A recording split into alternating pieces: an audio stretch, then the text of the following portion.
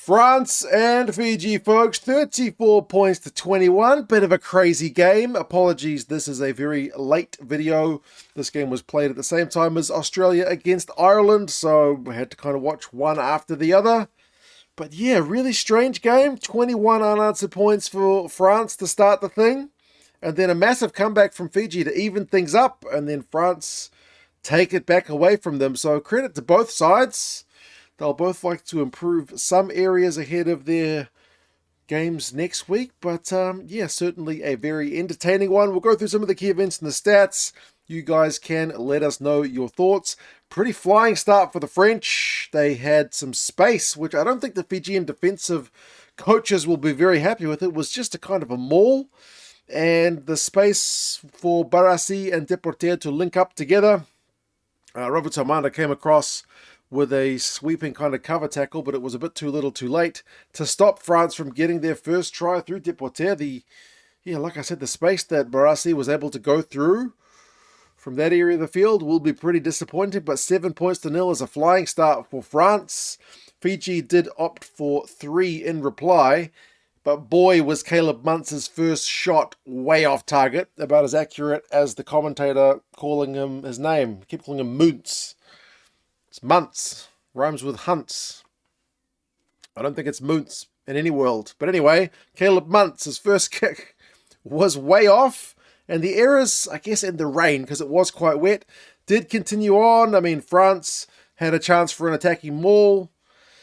They ended up conceding a penalty for a bit of obstruction there. And then Muntz had a chance to kick for touch. He missed that one. So both sides had some moments that they would have liked to execute a bit better. And then Ntamack gets himself yellow carded for a high shot on Barassi, who does go off for an HIA. The commentators didn't like that one because they felt like it was a kind of secondary tackler thing that pushed him into the road. But I don't know. It felt like one of those ones that you wouldn't be surprised to go off for an HIA and a yellow card and whatnot. And that is what happens. But it's a key period which France absolutely punish. And when you consider the scoreline of this game, pretty brutal one for France because France were ruthless with the extra man.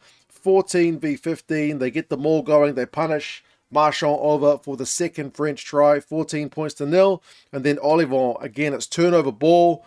They get it wide to Bielle-Biarrey, who unselfishly pops it back inside to Ollivon. You could have forgiven Bielle-Biarrey for backing himself to go over, but he makes the smarter call, the safer call into Ollivon, and it's 21 points to 0. So 2 tries during the yellow card. As I said, France really capitalized on their opportunities there. And then Fiji started to get going.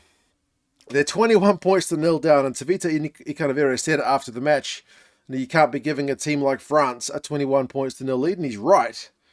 But they did start to get going. They got the offload game going. They had a 5-meter attacking lineout, which got stolen.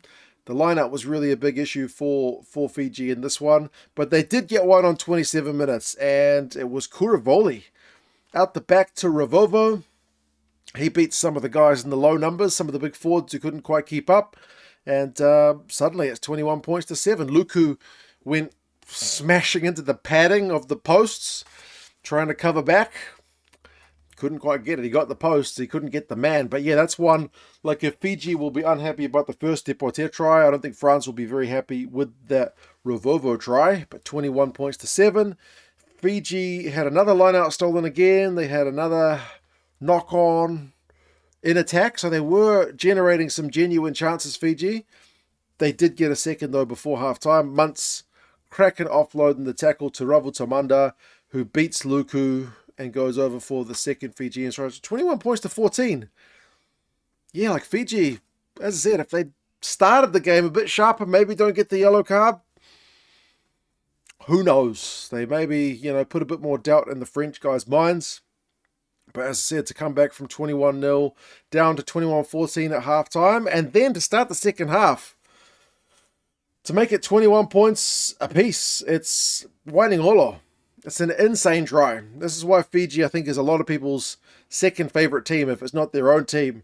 It's Soakula out the back to Rayasi, pops it over the top to Wainingolo, who beats like 2 French defenders, Depoortere and Ramos. It's converted 21-all. down from 21-0. That is nuts. But Fiji, good value for it. Now, we've got to give some credit to France here because you could forgive them for being rattled. I mean, a similar happened to the All Blacks against Scotland, right? Big lead, and then a big comeback sees the score leveled. How are they going to respond? Well, they responded pretty well. Their attack was looking a little bit static when they had some ball, despite the fact that Depoortere put a big fend on Joshua Tuisilva, which doesn't happen every day of the week. But when they got the penalty, they opted for it to make it 24-21. Got a big scrum penalty, which Ramos pushed wide for a second shot, but then they got another one not too long later when Fiji were offside. So a couple of penalties get the scoreboard ticking over. 27-21 is starting to look a little bit more comfortable. It's a settling period after, as I said, being a bit shell-shocked from these Fijian, back-to-back-to-back tries. Fiji had a turn for a shot at goal, but they missed that one, which I feel like is a key point for them to arrest some momentum from the game. They didn't quite get it. And then there's a big call on 68 minutes, which I thought could have been a turning point because France opted not to go for a three-pointer, which would have made it a two-score game.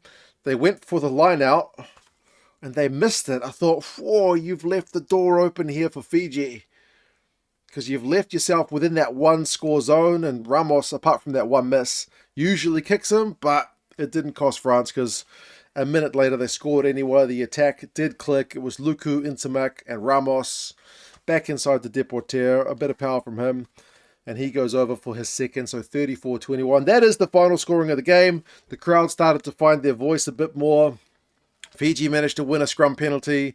Wainingolo went really close on the left wing, but Penaud with a good covering tackle on him. And then Ramos, in that same play, got himself yellow carded for playing the ball in an offside position, which was deemed to be cynical. But 15 against 14, France are able to hang on, with Alldritt getting a penalty at the breakdown to pretty much see the game out. So like I said, good start from France. They were clinical, punished the Fijian yellow card. Fiji crack and come back. Not many teams come back from 21-0 down against France, but then France showed some real fortitude to then take the game back and basically win it a second time. Tries 4-3 to France. Line breaks 4-3 to France. But a lot of stats are pretty even. Turnovers won is 4 each. The defenders beaten is 20-21. But France did make a lot more tackles, so their overall completion rate is a lot higher. France are at 89, which is classy. Barring a few X-factor moments, they still had a pretty high tackle percentage against Fiji, who are very good at busting tackles. Whereas Fiji's tackle percentage is 79, which is genuinely a bit too low. They had the run meters, though, 407 to 342, so Fiji still do play attacking rugby. The penalty count's pretty much even. Position and territory is slightly edged by Fiji. But, yeah, individuals, I mean, Depoortere beats 4 defenders. Alldritt has 45 metres. Barassi had 15 carries. Sokol had 12. Jegou had 12 tackles. Ollivon had 17. He got man of the match. He was a real machine. But, yeah, entertaining game. Shame it was played at the same time as another big game. I wish they could have spaced the games out a little bit more. But anyway, 34-21. You guys let us know your thoughts on the result. How do you see this French side going up against Australia next week? And Fiji's taking on Spain, which I feel like that would have been nicer to see Fiji have the Spain game first and then England and France after that to give these guys a bit of time to gel, but it's never really the way it works, especially for teams outside the Rugby Championship and Six Nations on them, even the big teams as well. I mean, Ireland had to play their first game against the All Blacks, which was not ideal, so sometimes it just happens. But anyway, you guys let us know your thoughts on the match. Subscribe to the channel if you haven't done so already. Got all the way to the end of the video. Enjoy all the rugby content. Take care, folks. Talk to you guys again soon. See you later.